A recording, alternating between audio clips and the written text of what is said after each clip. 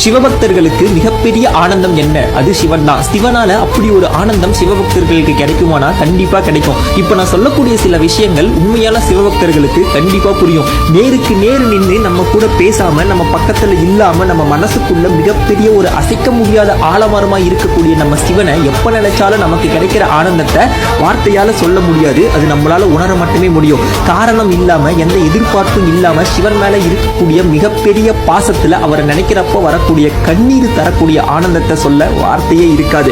அணுவுக்குள்ள அணுவா இருக்கக்கூடிய நம்ம சிவன் நமக்குள்ள ஒவ்வொரு நொடியும் இருந்துகிட்டு அவரை உணர வச்சுக்கிட்டே இருக்காரு. அவரை உணரப்போ இருக்கக்கூடிய சந்தோஷத்தை விட சிவபக்தர்களுக்கு மிகப்பெரிய ஒரு சந்தோஷம் என்னவா இருக்க முடியும்? 33 கோடி தேவர்களுக்கு மட்டும் இல்லாம கோடான கோடான சிவபக்தர்களுக்கும் இந்த பிரபஞ்சம் முழுவதும் நிறைஞ்சிருக்க நம்ம சிவனை நினைச்சா எப்பயும் ஆனந்தம் ஆனந்தம் ஆனந்தம் தான். மகாதேவா, உன்னோட அதிசயத்தையும் கருணையும் எங்களால் புரிஞ்சிக்க முடியல. ஐயனே, ஈசனே.